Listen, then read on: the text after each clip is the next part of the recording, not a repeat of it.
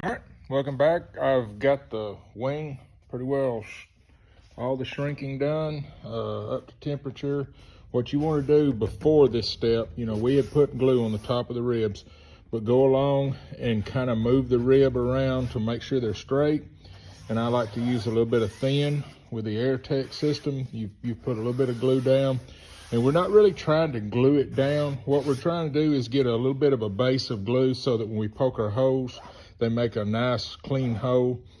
And what I also like to do is, these old Piper ribs, sometimes they'll lay a little bit like that or whatever, and you can't see all of it. Mash it down and take a pencil and hit each side, and do that about every foot. And that gives you a good line so that when you start your tape, your reinforcement tape, you can just go from spot to spot, and you're pretty well staying right in the middle.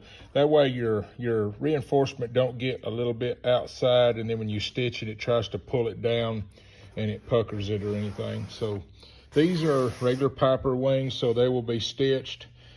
One little thing I was going to say on some of the guys with the stamp ribs, like the Jabron or different ones, I like to take that sharp edge of that stamped rib and take a little bit of sandpaper and round that sharp edge where it was sheared, and then cut some really narrow, like maybe 3/8 narrow packing tape, like what you ship with, and encapsulate that very sharpest edge. And I think I've said it in videos before, say that the stamped rib is cupped going that way. I like to put the reinforcement tape just, maybe a 1/16 of an edge out past it, so that when the stitching goes down, it takes a little bit of this reinforcement tape down with the stitch over that edge, and then you'll be painting or brushing on the thin glue going into the stitch around that. There's no movement really there for that stitch to break on a stamped rib if you take those precautions on top of that. But these are standard ribs, and that's just the way I like to mark them out.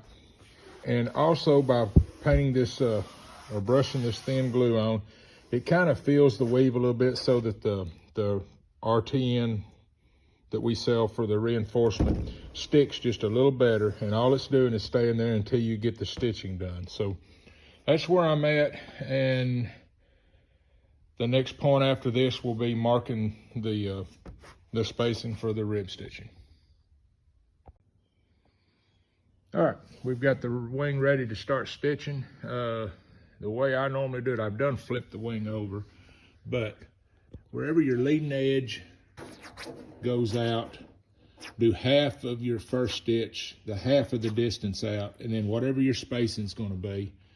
And like on this wing, the top leading edge goes almost to the spar, so that'll be your first one. When you come around to this side, you may have a short leading edge, but that front leading edge came around and was always up to here. So it's a good idea to take a light and shine up through the spar and do that same spacing for that first stitch that you did on the other side.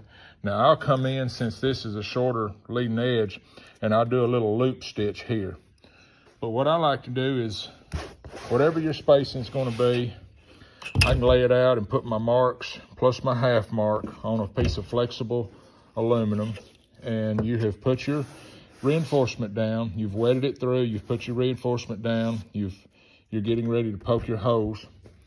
Go along and mark all the ribs, and then go to the other end and mark your rib. And then you can lightly see, don't get too much chalk, but I like just take a chalk line. And you can do each rib individually, but when people come to the shop and they're looking to spend money on a restoration and they see the stitches looking like that right there down the line, that says something about your quality of work, and it just looks better in the shop. So that's a quick way.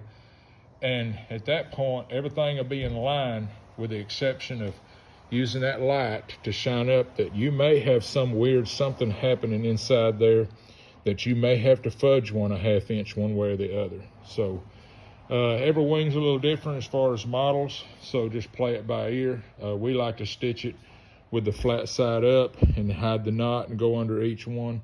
You can look on AirTech's videos, go to airtechcoatings.com, and then go to the YouTube button And under the standard videos, my cousin Brian's got one on the stitching that'll cover all that.